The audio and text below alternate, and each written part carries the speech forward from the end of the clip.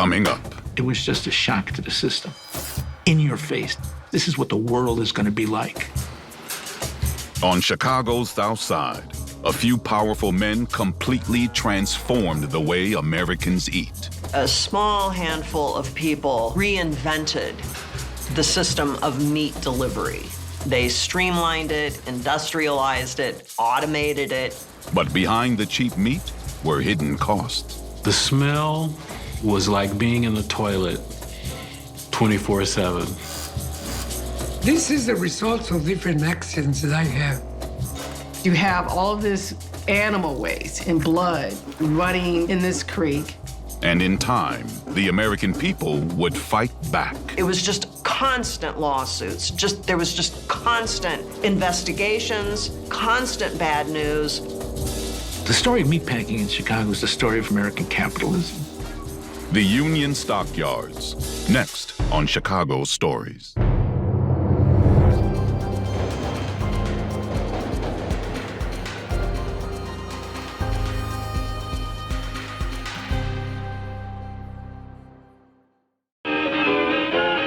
Hot dogs, Armour hot dogs. Hot dogs, Armour hot dogs. Fat kids, skinny kids. This clean, smooth hot dog and this beautiful bun. And of course, everybody wants to eat that. Especially if we don't look too hard or too closely. Hot dogs, big love, feels right.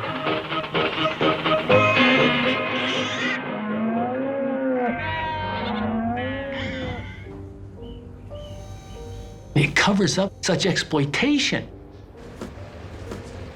It covers up the using up of human life. There's no connection between the hot dog I eat and what that worker's paid and how they're living. I'm sure that all the kids chasing the hot dog, if they had any clue about what it took and where it came from, they probably wouldn't have been running as fast.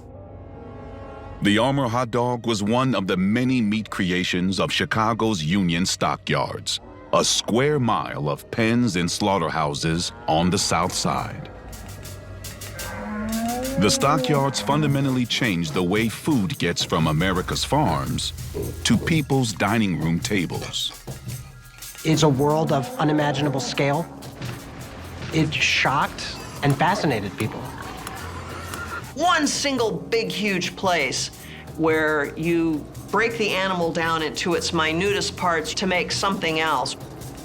You use everything but the squeal, and if you could have packed the squeal, you would have used that too. It was truly a social transformation and technological transformation. Everything from agriculture to the natural environment to public health to the economy. Refrigeration, this is huge. One of the architects of this brave new world was the meat king of America, Philip Danforth Armour. Armour's idea was that abundant beef was the highest goal and it could justify this whole world of industrial production. And I think the average consumer, as long as they could trust that it wasn't going to poison them, they would buy into his worldview. Philip Armour was no butcher. I would like to say right here that I never had a knife in my hand, and I am not a butcher by profession. It may seem ridiculous, but if you showed me a piece of meat, I could not tell you what part of the bullock it came from. He was a salesman and a manager. He knows how to manipulate things. He knows how to put things together.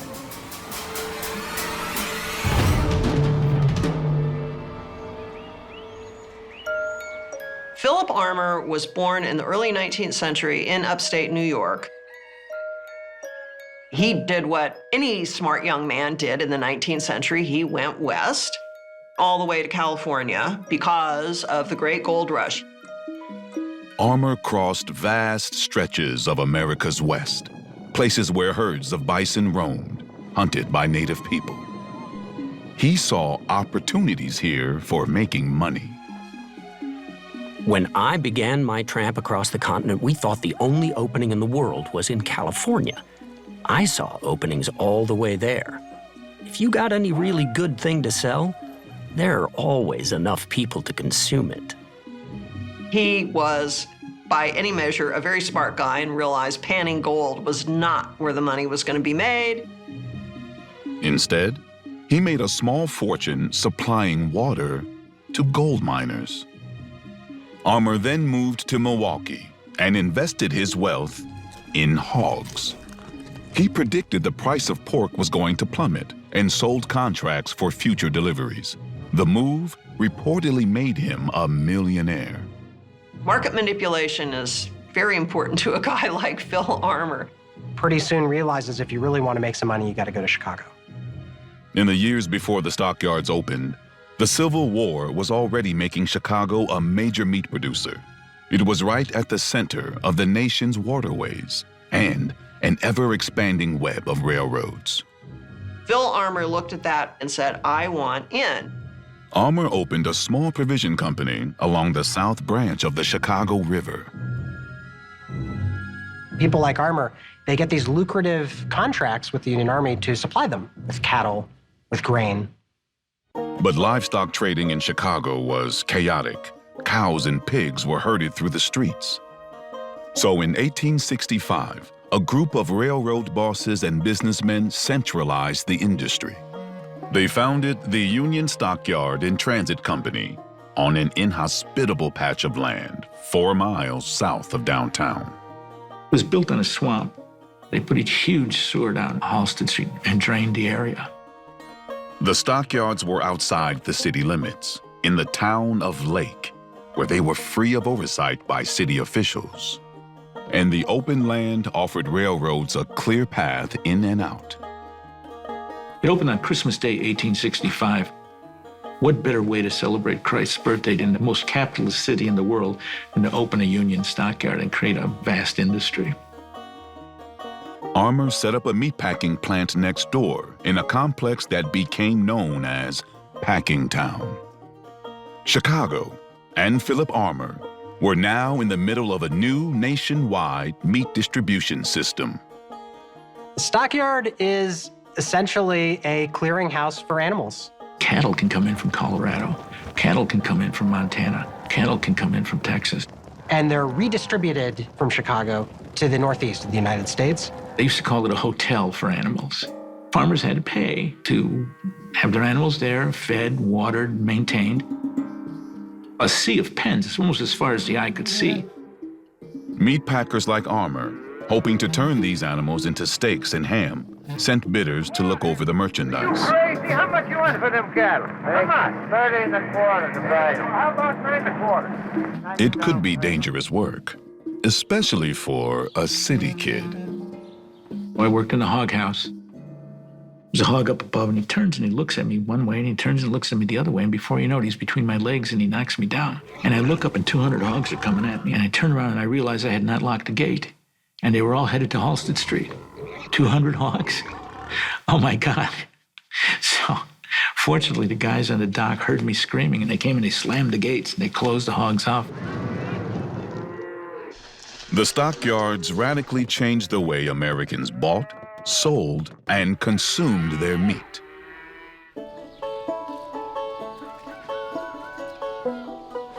Traditionally, cattle and hogs had traveled a few short miles, or feet, from pasture to plate. My ancestors used to do it right on the farm. More of a whole day process to butcher a beef, probably. Kind of a dirty, messy atmosphere. When you went to a market, you would be staring at a carcass, a large carcass, and asking for a specific cut of meat. Americans were aware of where their food came from in a very visceral way that would likely turn all of our stomachs now. Meatpacking is a business of cutting up an animal so you can make money off selling its parts. And how exactly you do that and what exactly that looks like, it changed a lot between 1865 and 1920. Now, much of the nation's livestock converged in a single, smelly place. Roses are red, violets are blue, stockyards stink, and so do you. It's a children's rhyme we used to say when we were kids, yeah. The smell was like being in the toilet 24/7. It was terrible. My mother's dress was a green linen dress, and the odor in the stockyards permeated this dress. The Union Stockyards opened at the height of the Industrial Revolution. From London to Chicago, new factories were mass-producing everything from textiles to tractors. Philip Armour used a system that was similar to an assembly line. But this was a disassembly line, where cattle, hogs, and sheep were rapidly killed and taken apart, a process that was painstakingly slow on the farm. On a farm, it took about 8 to 10 hours for a skilled butcher and his assistant to dress a steer. At Armour, it took 34 minutes. Back on the farm, you grab a hog, it takes about 6 hours. At Armour, it took 24 minutes. The hog wheel was this huge wheel, sort of like a Ferris wheel, and the fellow named the shackler would grab the hind leg of the hog and shackle it, and then the wheel would lift the hog up into the air down to the next man, who was the sticker, and the sticker would slice his throat open.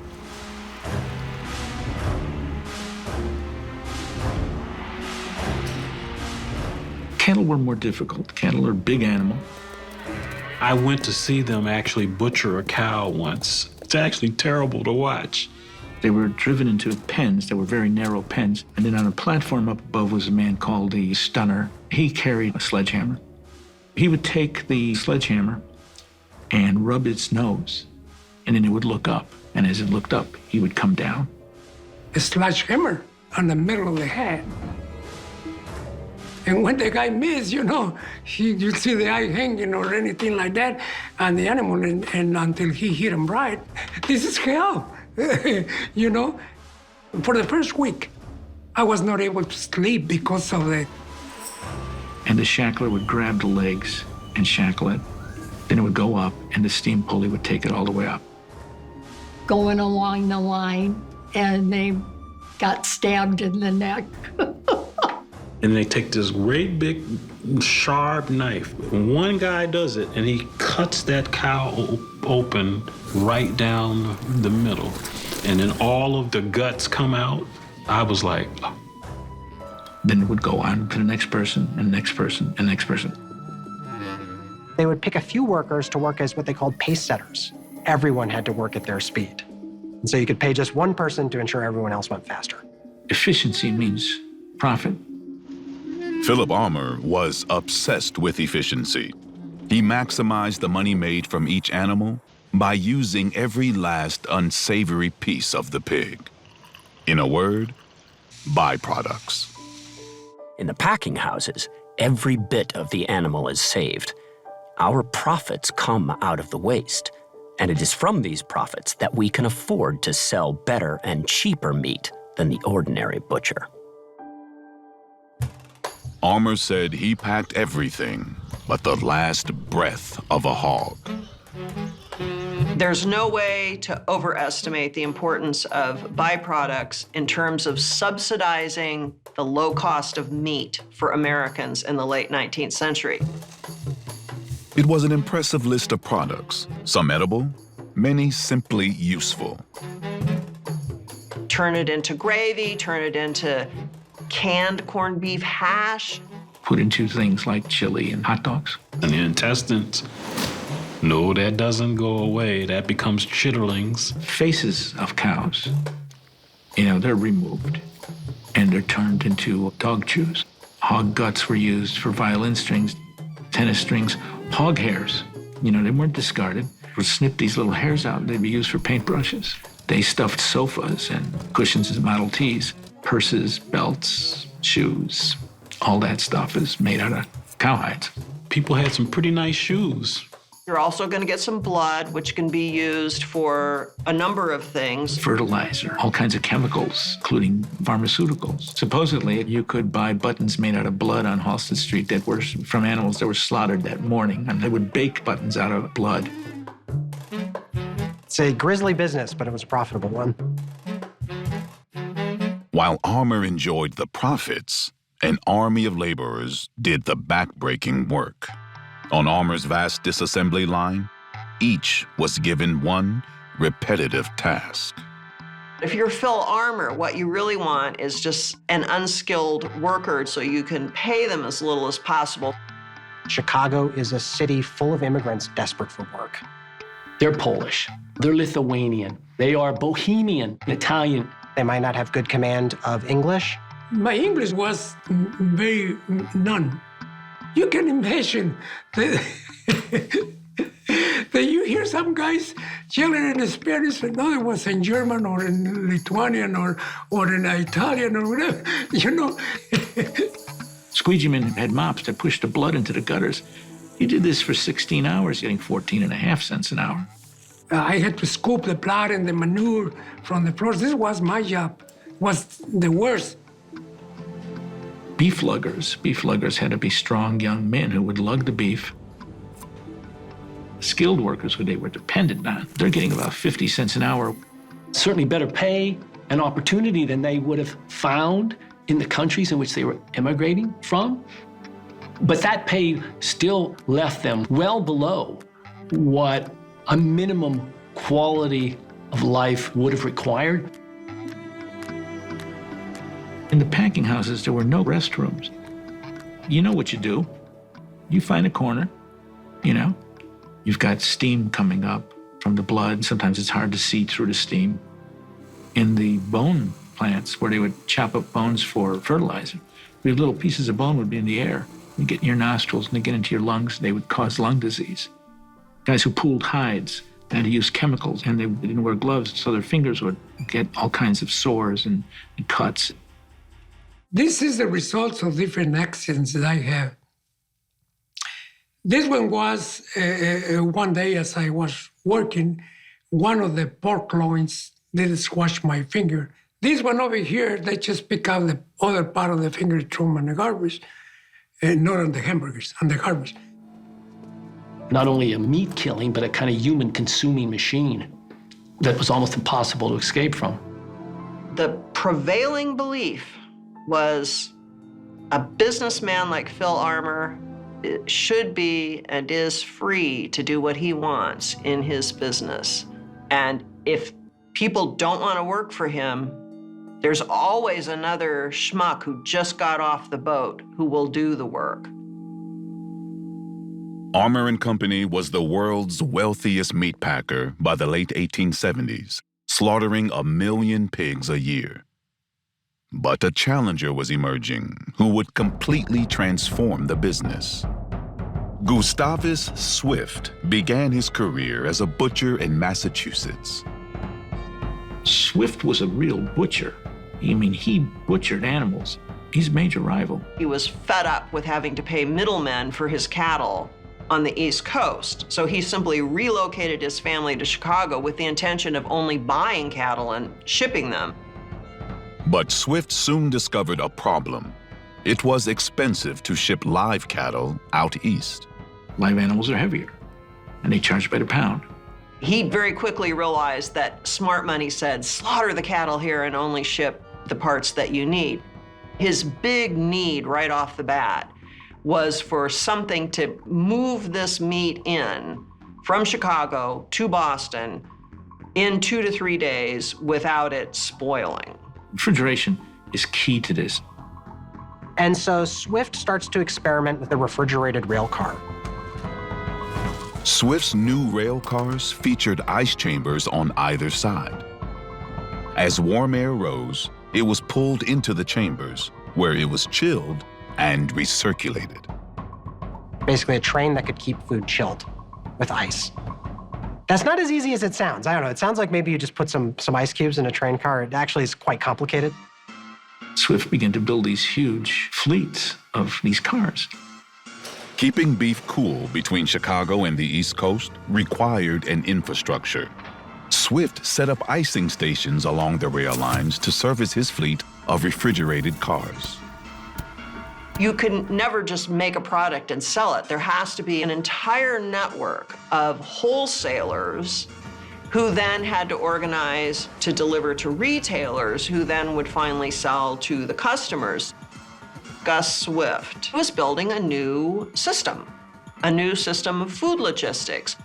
It was a tremendous amount of white-collar work. Accountants, bookkeepers, lawyers. My job at Armour and Company was a stenographer for 3 district managers. Whatever I had to do, I did. The people working in the offices were mostly white. You have to build a system, and that is what Gus Swift did. It was the system that Phil Armour let him build so that Gus Swift could make all of the mistakes. It's almost like Gus Swift wrote the Dummy's Guide to Building a Meat Packing Company. Armour followed Swift's lead, building his own refrigerated cars, dozens of sales offices, and cold storage spaces across the country. He became the biggest meat packer in the world. I think he did need a competitor. I think competitors made him strong. It certainly was a competition, and a competition that eventually Armour won. As Swift and Armour set out to conquer the nation with their refrigerated rail cars, the rivals faced a common enemy: the railroads. The railroads had invested millions and millions of dollars in this system. They had built watering stations and feeding stations along the rails. They owned the slaughterhouses in New York. They owned the stockyards in New York. Railroads, they don't want to use the refrigerated cars because they make much more money on transporting live animals. They refuse to carry these refrigerated cars. So Swift and Armour shrewdly bypassed the American railroads altogether and used the Canadian Grand Trunk Railway. They were more than happy to help because they loathed American railroad companies and were more than happy to do anything they could to mess with their minds. And once they had a route to a place like New York or Boston, they were doing so much business that the American railroads became desperate for it. And so they had to cave and they had to agree to ship Chicago dressed beef. Armour and Swift now flooded East Coast cities with a steady supply of Chicago beef. They threatened to destroy an entire industry. New York's butchers were starting to feel the squeeze. Meat packers like Armour, like Swift, they would show up in town, they would find all the leading retail butchers, and they would say, basically, either you sign up with us to sell our meat and distribute our meat, or we'll bankrupt you. What are you going to do? So what you do is attack the meat. All of these traditional wholesale retail butchers, they would have signs in their window that said, no Chicago beef sold here. This meat is unwholesome, it's not safe. Anything from Chicago is probably poisonous. Swift says, fine, open my own stores. Armour says, fine, we'll open our own stores. And what they would do is they would sell it at fire sale prices. You sell it 10 cents a pound, I'll sell it 7 cents a pound. You sell it 7 cents a pound, I'll sell it 5 cents a pound. You sell it 5 cents a pound, I'll give it away at 1 cent. And then I've got the market. So it's absolutely ruthless. Slaughterhouses shut down across the country. Butchers either started selling Chicago meat or went out of business. The industry was now controlled by Armour, Swift, and just a few other Chicago companies. The Chicago meatpackers are the architects of a vision of our food that is industrial, divorced from the environments in which cattle were raised. You didn't need to think anymore about the 4 legs that had once carried all that meat upright. When you were sitting down in your home, it was all relatively tidy and clean. Look, my kids, as children, thought that, meat came straight from God in a plastic container to Jewel or A&P, right? The meat is cheap, and we get hooked on meat. To be a successful American was to be able to afford beef in ever greater quantities. To satisfy Americans' growing appetite for cheap, mass-produced meat, ranchers had to raise more cattle, and that required a lot of open land. The very land that Armour had passed through 2 decades earlier on his way to California. The far west was the answer to a carnivore nation's dream. Anybody with a brain could see this was the best place to raise meat for Americans. It was rich with grass. And that was the reason that there were millions of bison. And the Native Americans relied on the bison. Bison were seen as a wild, untamed animal, a kind of beast. That's not compatible with industrial capitalism. Cattle were seen as a domesticated animal and an animal you could kind of make money off of. The way to defeat native peoples is to kill off the bison, which are driven nearly to extinction, right? So there are 30 million animals. By 1900, just a few hundred. Official of the United States governments referred to cattle ranching as the most efficient instrumentality of solving the vexed Indian question. And it worked. It was cruel. It's one of the worst episodes in American history. Part of the hidden cost of cheap meat was the concerted, organized effort to eradicate bison in order to get rid of indigenous people. The indigenous peoples west of the Missouri River were, in effect, starved out of existence. And we can trace the explanation of that directly into the mouths and stomachs of Americans who were insisting that meat be available to them. There's no way to get around it. Back in Chicago, Philip Armour reaped the rewards. He lived near the lake on Prairie Avenue, a street known as Millionaire's Row. And he worked downtown in the home insurance building, the city's first skyscraper. All my life, I have been up with the sun. I have my breakfast by 5:30 or 6. I walk downtown to my office and am there by 7. And I know what is going on in the world without having to wait for others to come and tell me. Armour essentially says he doesn't love money, he loves making money. For Armour, this is obviously a business, but it's also about remaking the world in terms of his vision, which is abundance, low cost, and low cost as justifying anything he wants to do.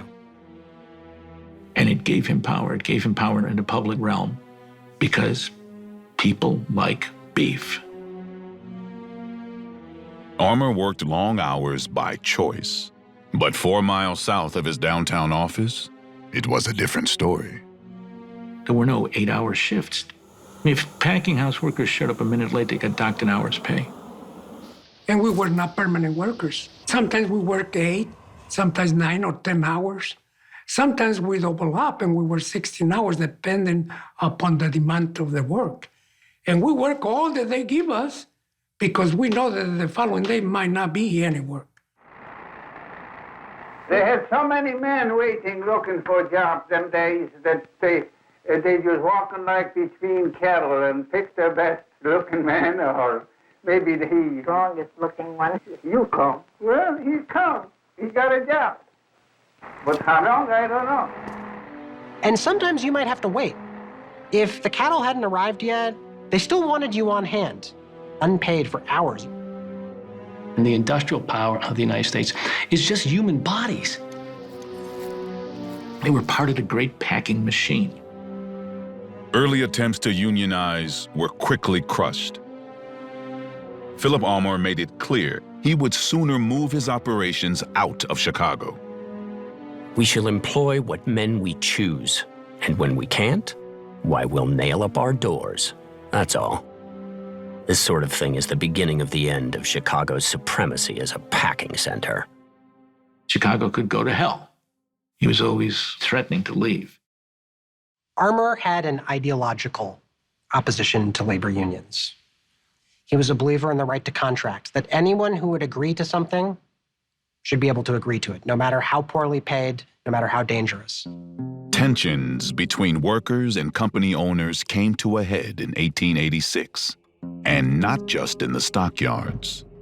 On May 1st, workers in factories across America walked out, demanding an 8-hour day. At first, the strike seemed like a success. Armour and other meatpackers agreed to their workers' demands. But then came an event that shook the world.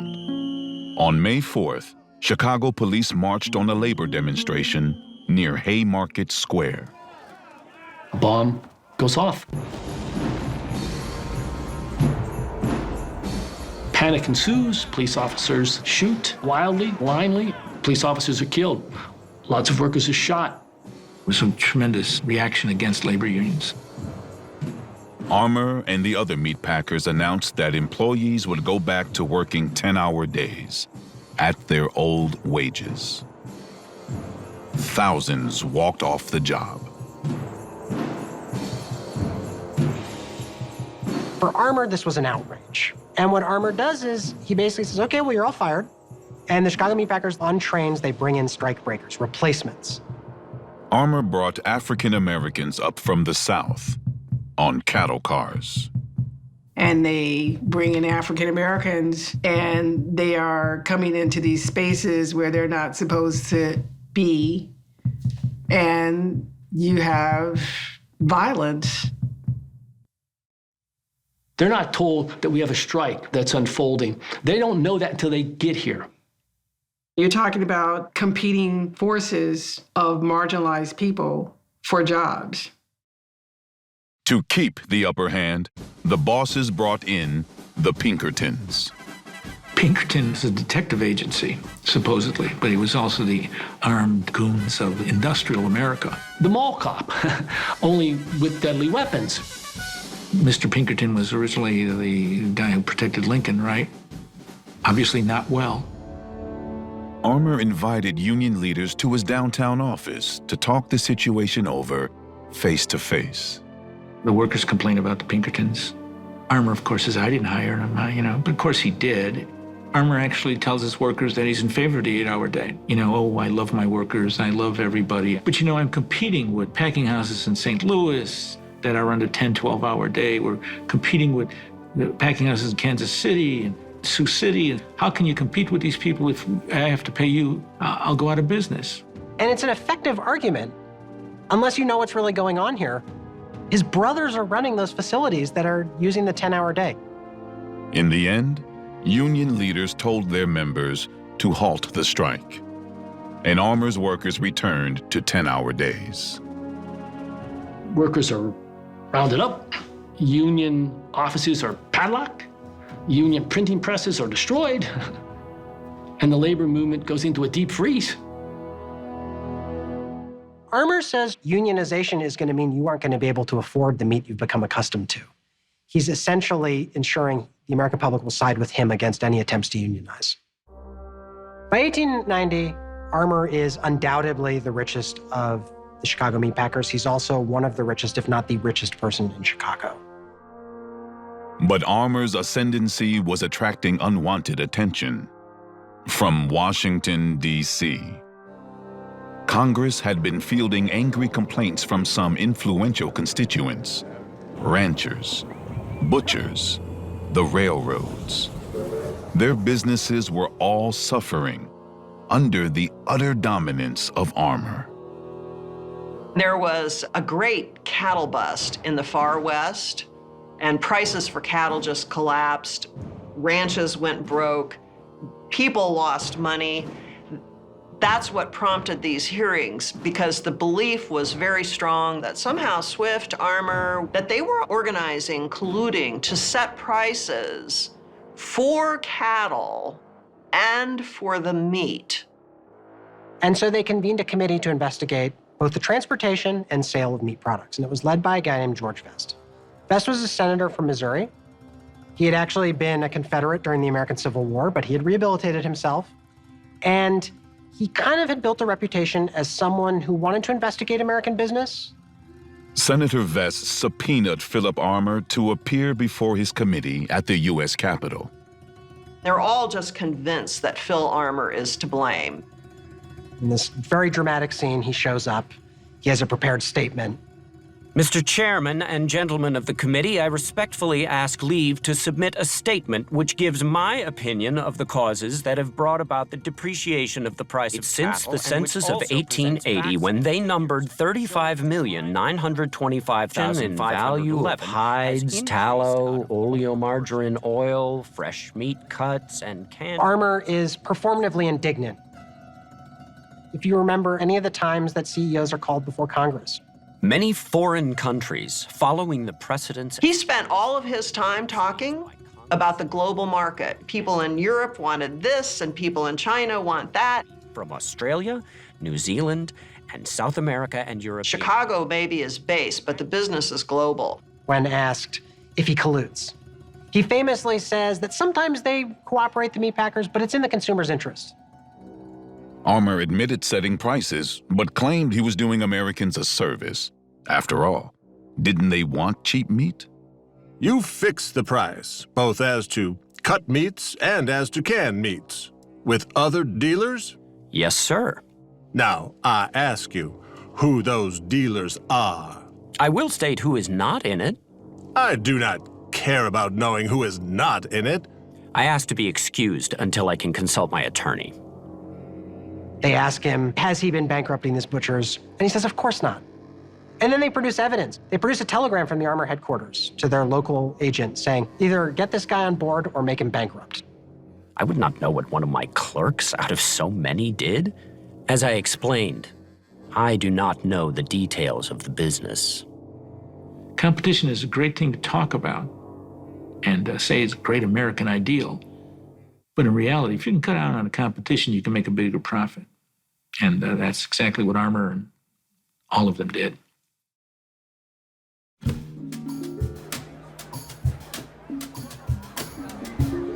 In 1893, millions came to Chicago from across the globe for the World's Columbian Exposition. Many made a stop at Packingtown. The slaughterhouses had become a must-see for tourists who wanted to witness modern industry in action. First tours actually were run by kids from Canaryville. You pay them a nickel or a quarter, they would take you into the yards and show you around and tell you stories. At the turn of the century, 500,000 people a year came to tour the stockyards and the packing houses adjacent. Russian princes came here. Japanese businessmen came here. Sarah Bernhardt, the actress, came here because she had to see the stockyards. It was just a shock to the system. There's a wonderful Japanese word Buddhists use, satori, slap in the face. It means epiphany. Well, this was a satori. It was a slap in the face. This was a modern, in your face. This is what the world is going to be like. Chicago had annexed the stockyards in 1889. Now, 1 of every 4 Chicagoans depended on the industry for their employment. Many lived in a vast slum known as Back of the Yards. Back of the Yards was just off on the prairie, just west of the packing houses. It was an area of immigrants. It was an area of waste. It was an area that was used for disposal. It was very much a highly industrialized neighborhood, pall of smoke and smell hanging over it constantly.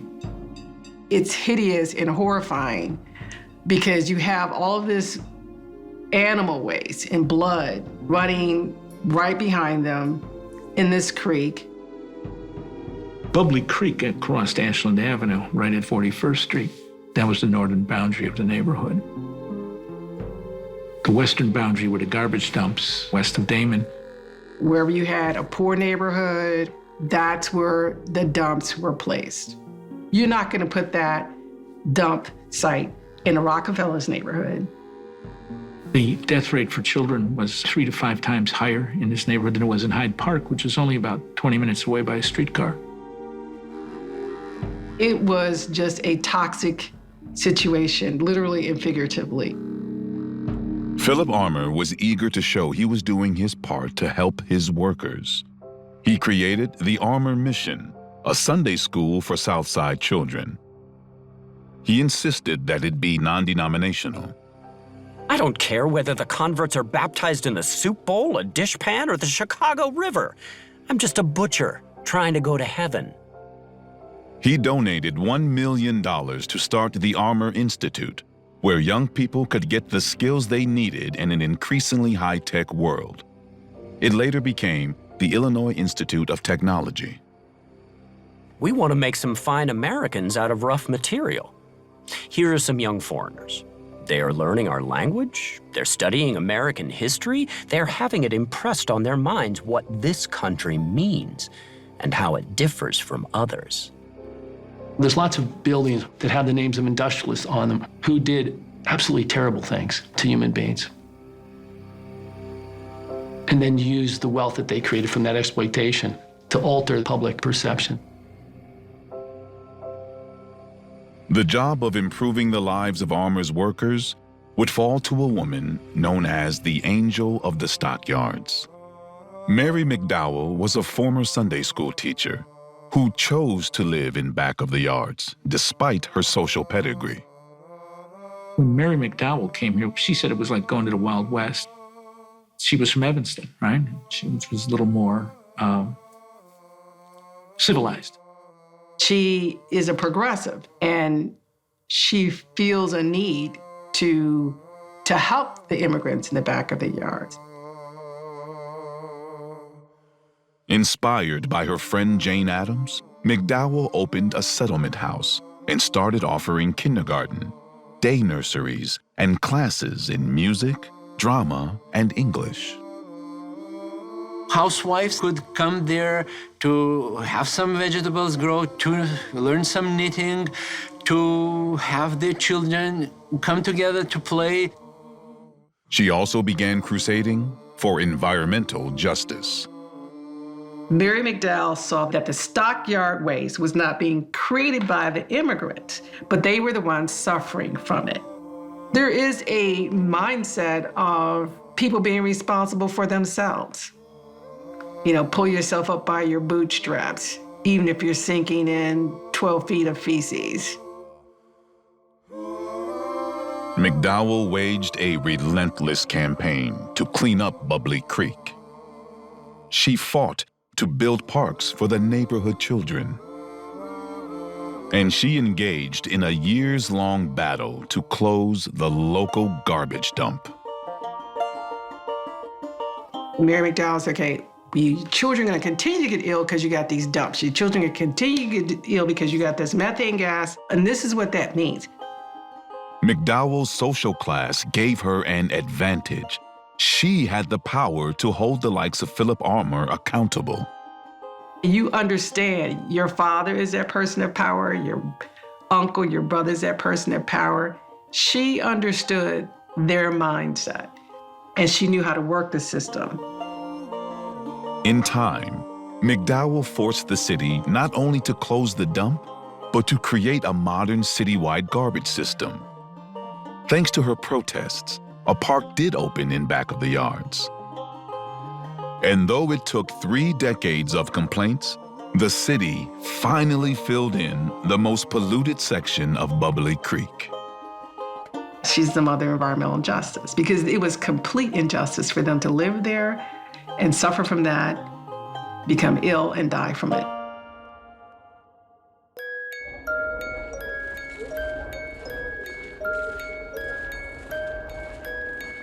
On a cold, snowy day in 1901, Philip Armour got into a snowball fight with his grandchildren, and soon he fell ill with pneumonia. I know I am very sick and am ready for death when it comes. Philip Armour died at his Prairie Avenue home at the age of 68. National headlines mourned the loss of a self-made man who had become a millionaire packer and noted philanthropist. 2 years later, Gustavus Swift followed Armour to the grave. With the founding fathers of Packingtown gone, their sons inherited businesses that looked increasingly vulnerable. When they took over, it was their job to try to keep the companies alive and protect them from the force of the law. And it was just constant lawsuits. There was just constant investigations, constant bad news. In the fall of 1904, a reporter from a socialist newspaper made his way through Packingtown. He took particular interest in sanitation in the slaughterhouses and the horrors of workers' day-to-day lives. His name was Upton Sinclair. He was a wannabe socialist. His father was a drunk, and he died, and he left the family impoverished. And Upton Sinclair never got over that, and he embraced socialism. He wanted to write a book that would inspire people to overthrow this entire system of industrial beef and industrial food, and perhaps American capitalism. Sinclair set up shop at Mary McDowell's settlement house. He talked to a lot of people in taverns. With workers, with policemen, with saloon owners, with doctors, with priests. Sinclair visited the packing houses, I think, actually 3 times. So he had this pail like a simple worker with his lunch. He was observing, and then he described. His idea was to show the brutality of life and to force people feel compassionate for these workers. Sinclair turned his reporting into a novel. He called it The Jungle. He tells us the story of a family of Lithuanian immigrants trying to make it in America working in the stockyards. Terrible things happen to the entire family, death and rape and people injured. Final resolution of it, it's the strike, and the final words, of course, is Chicago will be ours. Means for socialists. Philip Armour's son tried to kill the book.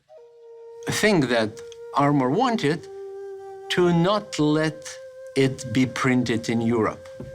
Doubleday and Page gave rights to everyone who wants to translate the book. There were 17 translations published around the globe. The Jungle was an instant bestseller when it hit bookstore shelves in 1906. Largely because of the gore and the guts. It told of conditions of filth and carelessness in the handling of meat, which were exposing the people of the United States to all manner of deadly disease. It's an outrage. A man isn't safe even at his own dinner table. There's stories in the jungle of rat feces getting into sausage.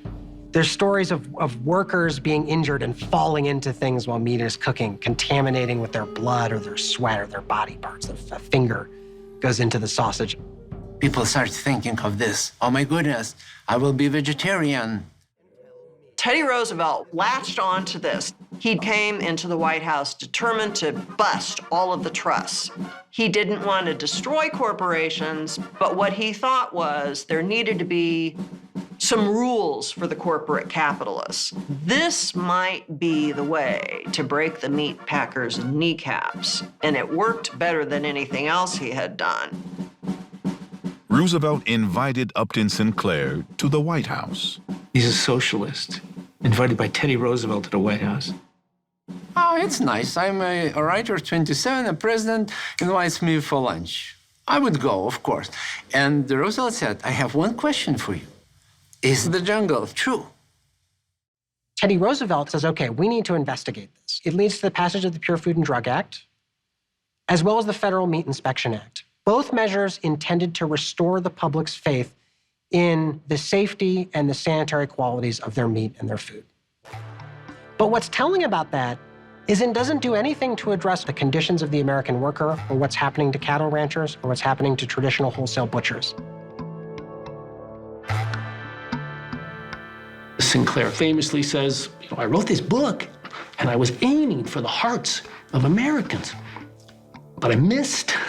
I hit their stomach. But the meatpackers' reputation had suffered a blow that left them open to attack. The federal government launched yet another investigation during World War I. Meat prices had suddenly spiked, spurring riots in New York City, Boston, and Philadelphia. Why are these prices going up so high? What's going on here? And what they find is not just that the Chicago meatpackers have their finger in a lot of pies, they pretty much have their finger in all the pies. They start to have interest in stockyards around the country. They control the distribution of fresh fruits and vegetables. They find that they're heavily invested in grain futures. The Attorney General of the U.S. said that he was going to take them to court yet again. Rather than face another lawsuit, the Packers decided to sign this consent decree. The Packers and Stockyards Act. which says essentially that the Chicago meat packers and these packing companies, they have to focus only on the meat processing side of their business. They were never, ever again the cultural and economic powerhouses that they had been before 1921. That way of making meat was over and done with. With the bosses up against the ropes, workers saw an opening. In the 1930s, the Congress of Industrial Organizations successfully unionized thousands of workers in Armour's and Swift's Chicago meatpacking plants. They start to transform the nature of work in a slaughterhouse in Chicago. It doesn't become any easier, but it becomes a route to some kind of middle-class life. It becomes better paid. Every year when new cars came out, everybody had it. Everybody had the newest Impala or Chevy. We owe our well-being to the union and the union people that negotiated those benefits for us. I was able then to move up in the ranks of the union. I'm proud to say that when the kids see me, they are able to yell to me, "Hey, Papa, si se puede. Si se puede, Papa," which means, yes, we can. It had been technologies like refrigerated train cars that ensured the dominance of Chicago's meatpackers. And now, new technologies would prove to be the final nail in their coffins. Refrigerated trucks came in. You could bring meat anywhere quickly. And once you have highways, you can move where you process meat. It doesn't need to be in a place like Chicago. You can move it to the rural places where cattle are raised. World War II kept the old packers going because of demand. But just a few years after World War II, what was left of Swift and Armour quickly got gobbled up by other big corporations. Armour and Swift both shut down their Chicago meatpacking operations by the early 1960s. The Union Stockyards' days were numbered. There simply were not enough livestock coming in to justify the maintenance of large processing facilities. The last year the stockyards opened, I think there's 750,000 head of cattle. That's all. We don't do hogs or sheep at that point. Suddenly the land becomes more valuable to sell off to other industries than to maintain a livestock market in Chicago.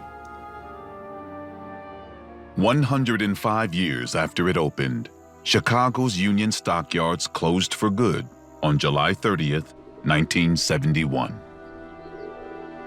That eliminated a lot of companies around here, a lot of jobs in the Chicago area.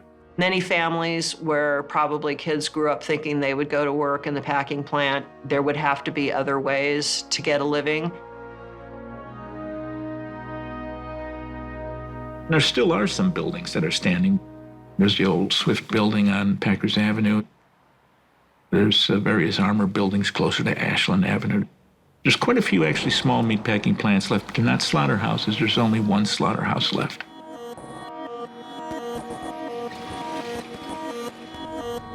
And yet, the world that Philip Armour imagined is still very much alive and well.